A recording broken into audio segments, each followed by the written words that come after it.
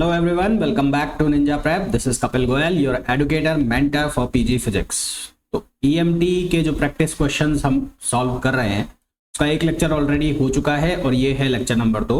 Like lecture number 1 जिस तरह से हमने क्वालिटी क्वेश्चन सॉल्व किए थे, इस लेक्चर में भी हम 20 क्वालिटी क्वेश्चन सॉल्व करने वाले हैं जो कि आपके अपकमिंग एग्जाम के लिए बहुत ज़्यादा बेनिफिशियल होने वाले हैं।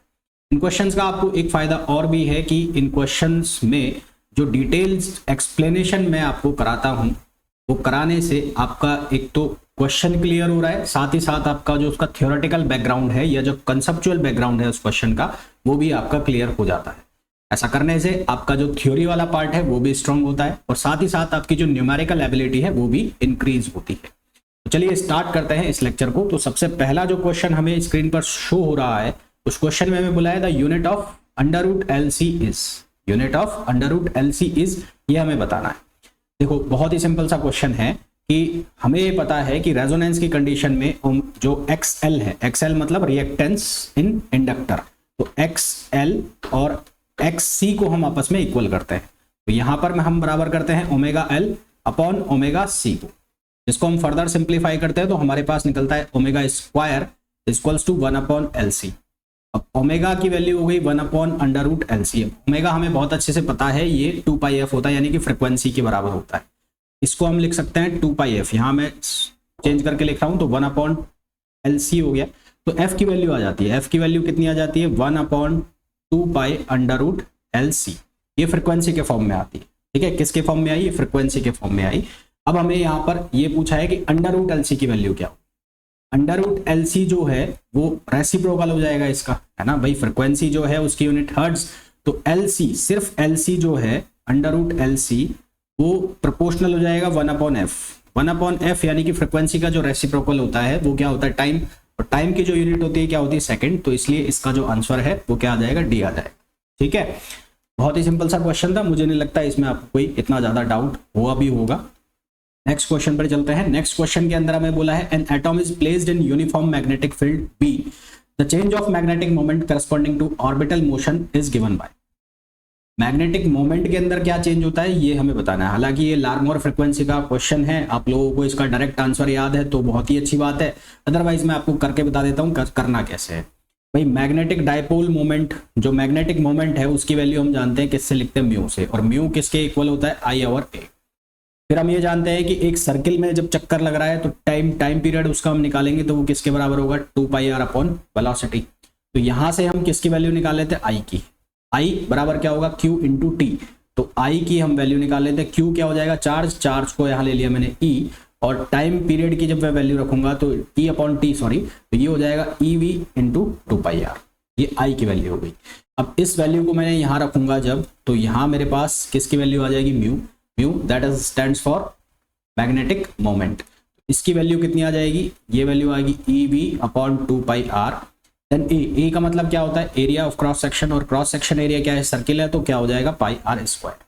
तो यहाँ से हमें म्यू की वैल्यू EVR अपॉन 2 मिलती है, और जो कि हम जानते भी हैं तो इतना बड़ा आपको करने की जरूरत भी नहीं है।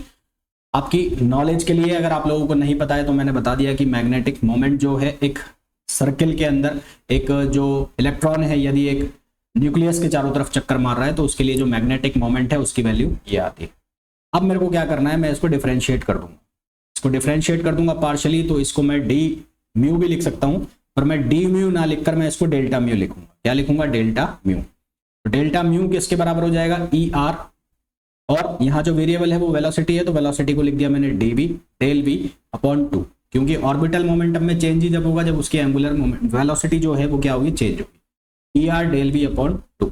अब यहाँ पर दो कंडीशन बनती है। पहली कंडीशन ये बनती है कि यदि मैग्नेटिक फील्ड 0 है, और दूसरी कंडीशन ये बनती है जब मैग्नेटिक फील्ड 0 नहीं है।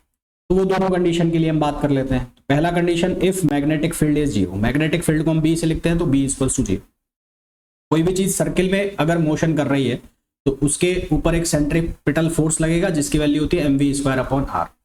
ये सेंट्रीपिटल फोर्स बैलेंस करेगा, क्योंकि इनिशियली मैग्नेटिक फील्ड 0 है तो वहां पर केवल और केवल कौन सा फोर्स होगा? Coulomb force. दो चार्ज हो गए, एक हो गया प्रोटॉन और एक हो गया इलेक्ट्रॉन। तो न्यूक्लियस का चार्ज पॉजिटिव, तो उनके बीच में कूलम्ब फोर्स लग रहा होगा। तो बैलेंसिंग कंडीशन क्या बनेगी, बैलेंसिंग कंडीशन बनेगी के e square upon r. Let suppose r जो है उन दोनों के बीच की डिस्टेंस है, तो m v square over r. R m v square over r क्या हो गया, सेंट्रीपिटल फोर्स। ये कब है, जब बी की वैल्यू 0 है। इसको मैंने लिख दिया equation number first. Second condition हम बना लेते हैं कि if B is not equals to 0, तो इस केस में जो फोर्स है वो लॉरेंज फोर्स की कुल वैल्यू हो जाएगी। यानी कि अब आप मैग्नेटिक फोर्स और इलेक्ट्रिक फोर्स दोनों को क्या करोगे, कंसिडर करोगे। ये ही किसके इक्वल हो जाएगा, सेंट्रीपिटल फोर्स के बराबर हो जाएगा।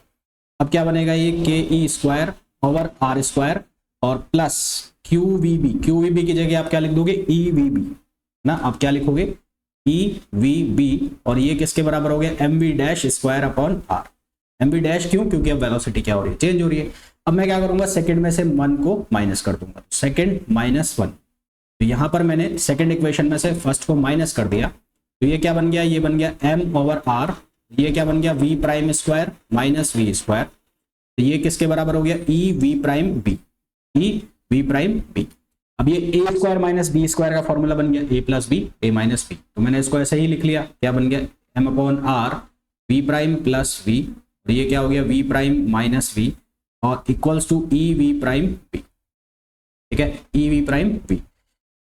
यदि वी प्राइम लगभग बराबर है किसके, वी के, है ना, इनकी वैल्यू को लगभग हम एक दूसरे के क्या मान लें, बराबर मान लें, इक्वल मान लें। ठीक है, तो ई इफ वी प्राइम लगभग बराबर है वी के, तो आपको इसको 0 नहीं करना है। ये डिफरेंस, इसमें छोटा सा डिफरेंस हो गया, छोटा डिफरेंस हो गया, तो इसको हम कैसे लिख सकते हैं, डेल वी। तो मैंने क्या किया, m अपॉन आर और यहाँ 2v लिख दिया, इसको लिख दिया मैंने डेल वी। इसको 0 नहीं करना है, ध्यान रखना, ये लगभग बराबर है, मतलब छोटा सा माइन्यूट सा डिफरेंस है, और उस माइन्यूट डिफरेंस को मैंने डिफरेंशिएशन के फॉर्म में दिखा दिया, और इसको लिख दिया मैंने ई वी बी। तो यहां से जब आप इसको रीशफल करके लिखोगे तो ये डेल वी की वैल्यू आ गई E B are over 2m। ठीक है, अब ये जो E B are over 2m आया है, इस वैल्यू को हम कहाँ रखेंगे, जो हमारे पास वैल्यू आई थी इक्वेशन फर्स्ट में, इक्वेशन फर्स्ट में नहीं, जो हमारे पास ये वैल्यू आई थी del mu equals to e r del v upon 2, तो यहाँ पर हम वैल्यू को रख देंगे। तो हमारे पास जो वैल्यू आई थी del mu equals to e r del v upon 2, ये वैल्यू हम यहाँ पर सब्स्टिट्यूट करेंगे। यहाँ पर सब्स्टिट्यूट कर देंगे तो हमारे पास जो आंसर आ जाएगा वो कौन सा आ जाएगा, ऑप्शन ए इसका करेक्ट आंसर हो जाएगा, यानी कि ये वाला e square r square b upon 4m। ठीक है, e square r square b upon 4m। तो क्वेश्चन, हालांकि ये आपको याद करने वाला क्वेश्चन था, आपको एग्जाम के अंदर इतना बड़ा डेरिवेशन करने का मौका नहीं मिलेगा, और अगर आप डेरिवेशन करने बैठते हैं तो फिर वो बेवकूफ़ी हो जाएगी। लास्ट में करते हैं, आपके पास बहुत सारा टाइम बच रहा है, तब तो करना है ऐसे क्वेश्चंस को, अदरवाइज इनको करने का कोई सेंस है नहीं। तो कहने आपको याद है आंसर तो धड़ल्ले से क्वेश्चन हो जाएगा। नेक्स्ट क्वेश्चन पे आ जाओ। ये कल क्वेश्चन मैंने आपको कराया था, कल हमने इसकी निकाली थी क्लासिकल रेडियस ऑफ इलेक्ट्रॉन, उसकी एक वैल्यू आई थी, हमें उसका ऑर्डर पूछा है। तो ऑर्डर तो सीधा सा है, उसका आंसर जो आया था 10 की पावर -15 में आया था। निकाला कैसे था मैंने, जो इलेक्ट्रॉन में जो सॉरी एक स्पेयर के अंदर चार्ज को स्टोर करने के लिए जो एनर्जी चाहिए थी वो कितनी थी, 3/5 के स्क्वायर अपॉन आर, और ये किसके बराबर करनी थी हमें, mc स्क्वायर के। अब यहां से हमें किसकी वैल्यू निकाली थी, r की, तो r की वैल्यू किसके बराबर हो रही थी, 3 स्क्वायर अपॉन 5 mc स्क्वायर। यहाँ वैल्यू रखनी थी, r की वैल्यू आई थी, जिसकी जो ऑर्डर है वो कितनी बनी थी, 10 पावर -15। इसका ऑर्डर जो बना था कितना बना था, 10 पावर -15 का ऑर्डर बना था। ठीक है, नेक्स्ट क्वेश्चन पे आ जाइए। The next question says that in certain region of space electrical potential is given as V equals to 3x square plus y square plus 2z square. Charge density here should be.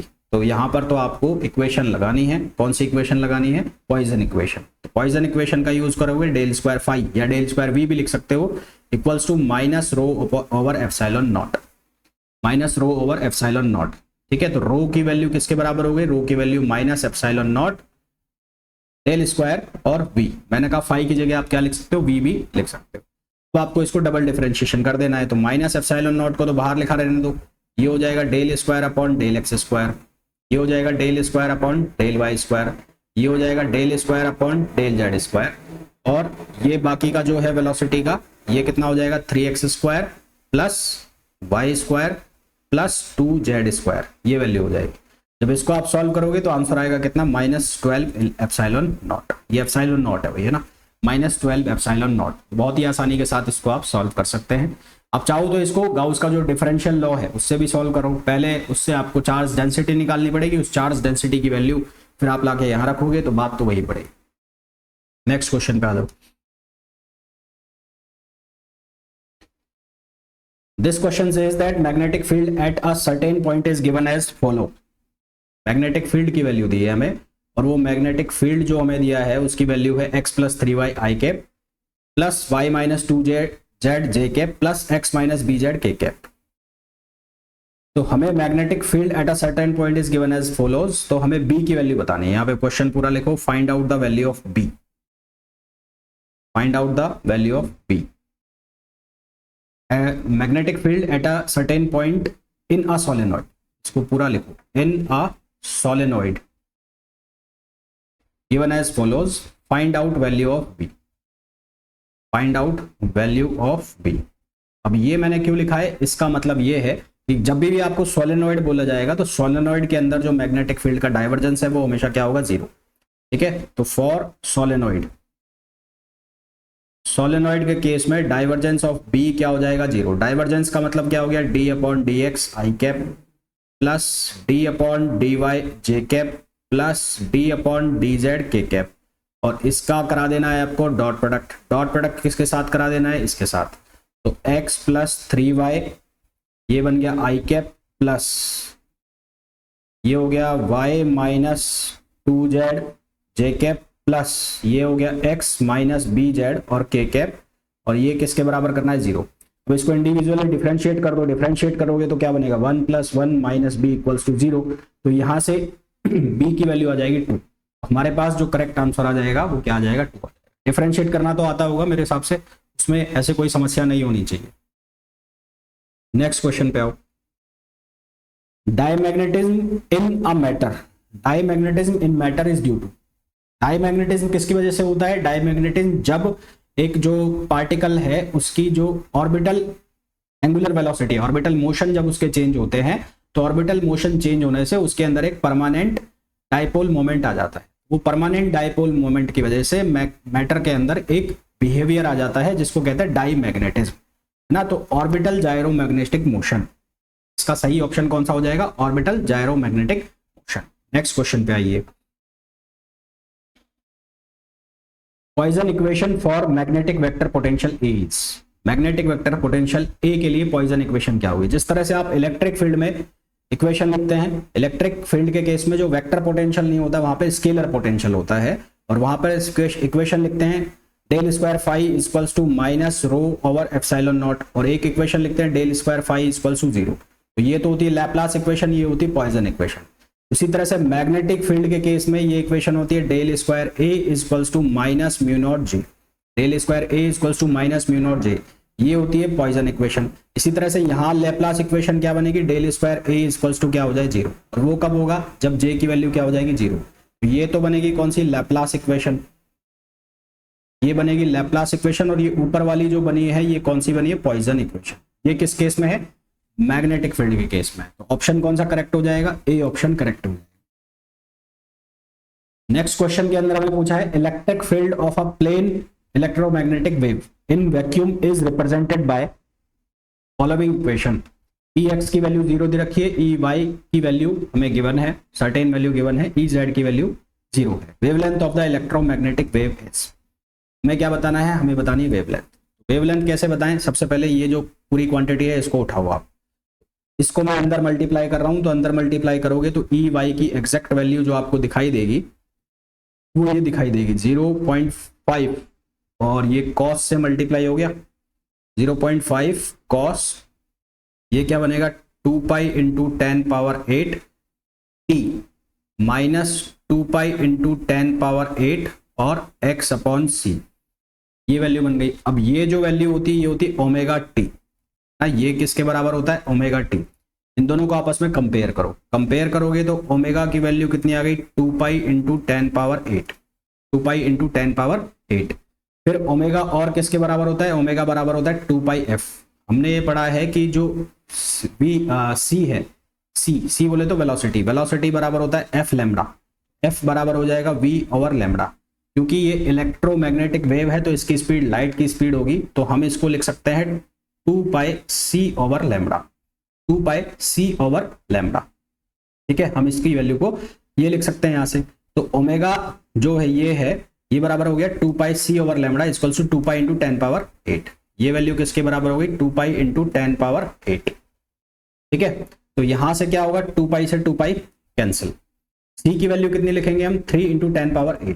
तो c की value कितनी लिखोगे आप? 3 into 10⁸ upon क्या लिख रहे हो? Lambda. और यहाँ ऑटोमेटिकली यहाँ पर पहले से क्या लिखा हुआ है? 10⁸।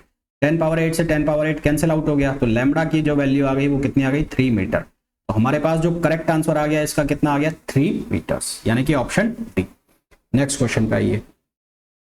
Electric susceptibility of isotropic dielectric. तो electric susceptibility is a tensor quantity. तो हमारे पास जो करेक्ट आंसर हो जाएगा वो क्या हो जाएगा? Option A, that is tensor quantity. Next question पे आइए।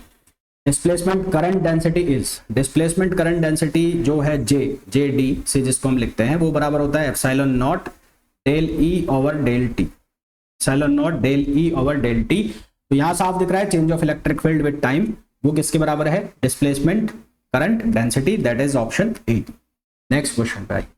The Curie temperature for a ferromagnetic. देखो फेरोमैग्नेटिक सब्सटेंस की जब भी बात होगी तो उसके लिए क्यूरी टेम्परेचर को आप शो करोगे zeta equal to C over T minus T सी।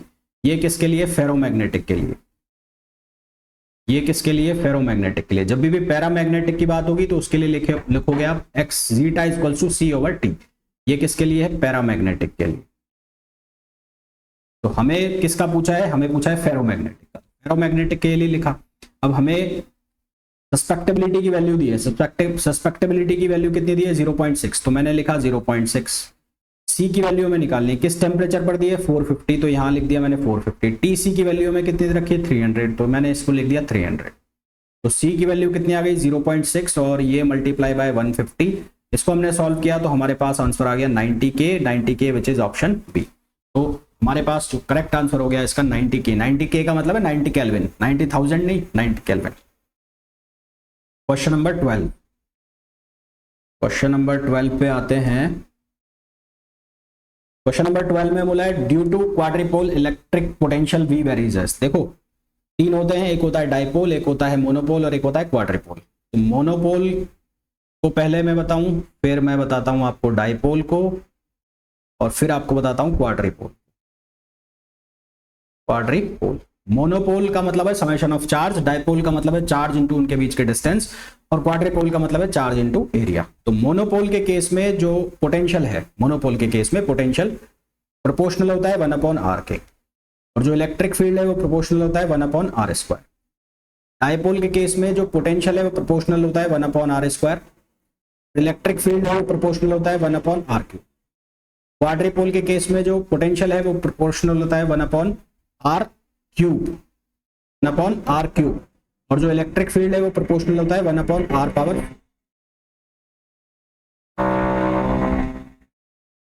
ठीक है, डाइपोल के केस में V proportional to 1/r², E proportional to 1/r³। Quadrupole के केस में V प्रोपोर्शनल टू 1/r³ और E प्रोपोर्शनल टू 1/r⁴। तो हमें किसका पूछा है? पोटेंशियल का पूछा है। पोटेंशियल जो है उसके लिए करेक्ट आंसर कौन सा हो जाएगा? ए हो जाएगा। वहीं अगर डाइपोल होता तो इसका जो आंसर आ जाता वो आ जाता बी। वहीं अगर मोनोपोल होता तो इसका जो आंसर आ जाता वो क्या आ जाता? 1 आ जाता। ठीक है, तो ये इस क्वेश्चन का आंसर हो गया। इसको ध्यान भी रखना, मोनोपोल का, डाइपोल का और क्वाड्रिपोल का। नेक्स्ट क्वेश्चन पे आ जाओ। यहाँ इस क्वेश्चन में बोला है separation distance of H+ and Cl- ion in HCl molecule is 0.2 Armstrong, what will be the minimum potential. देखो पोटेंशियल ड्यू टू डाइपोल उसका जो फॉर्मूला होता है वो होता है Kp cos theta upon r², Kp cos theta upon r², जहां cos theta क्या है? एंगल की वैल्यू, थीटा क्या है? एंगल की वैल्यू। तो फॉर एक्सियल पॉइंट का मतलब जब थीटा की वैल्यू कितनी हो? 0, तो पोटेंशियल की वैल्यू मिलती है मैक्सिमम, वो कितनी मिलती है? Kp upon r²। P का मतलब क्या है? P का मतलब है डाइपोल मोमेंट, जो कि किसके बराबर होगा? Q into D. वहीं अगर हम बात कर लें किसके लिए? मिनिमम वैल्यू के लिए, तो फॉर इक्वेटोरियल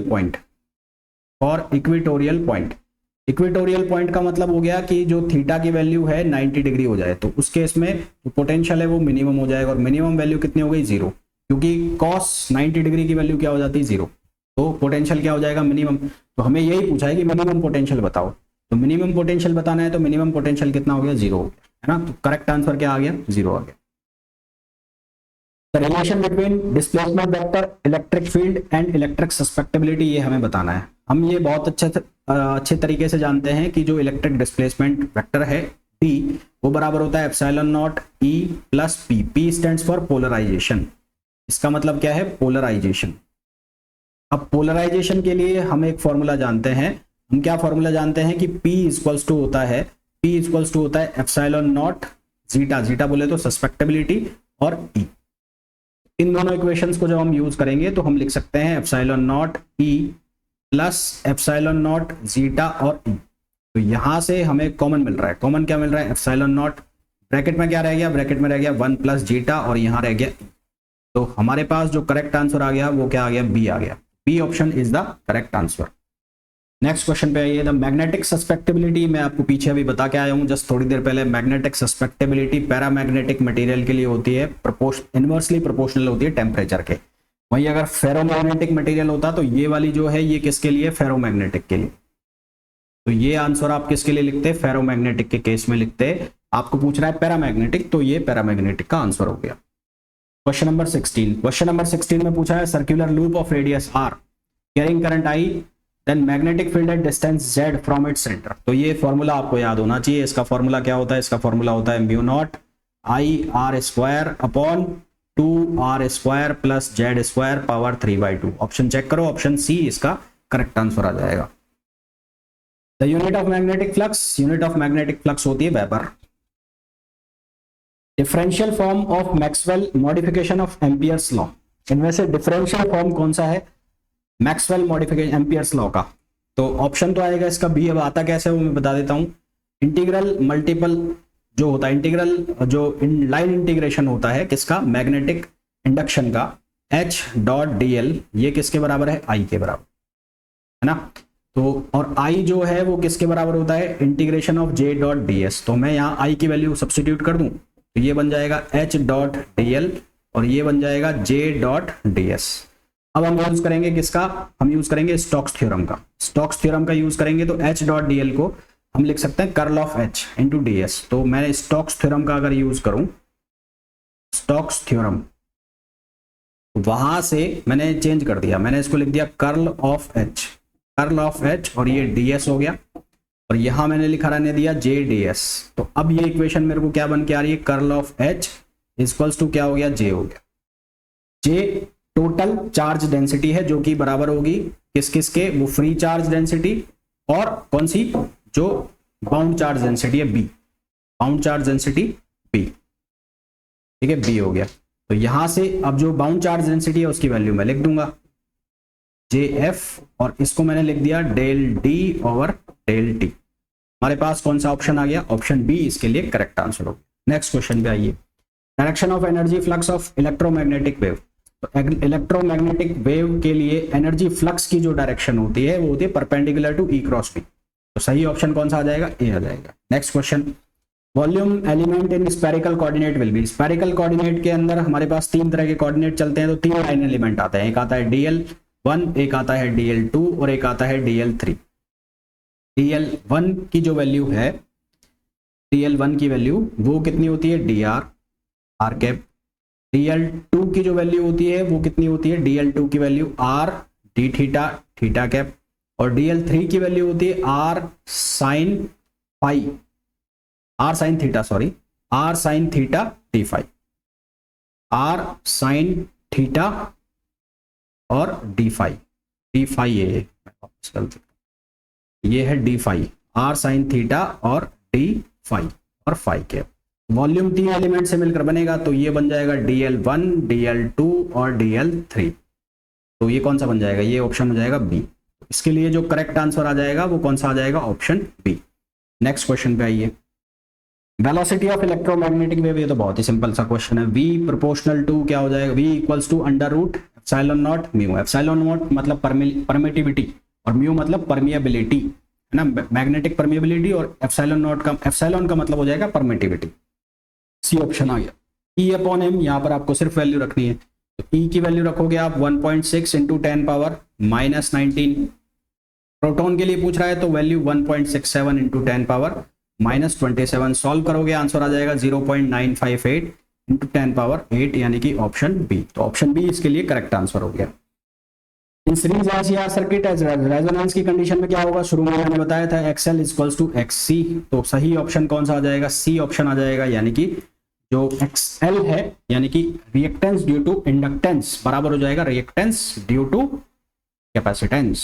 तो ये थे आज के लेक्चर के कुछ क्वेश्चंस आपको बहुत अच्छे लगे होंगे, इनके पीछे के कॉन्सेप्ट्स भी समझ में आए होंगे, जिससे आपका थ्योरेटिकल पार्ट भी थोड़ा इंप्रूव हो गया होगा। अब इसके नेक्स्ट लेक्चर में हम मिलेंगे, तब तक के लिए गुड बाय, बाय बाय।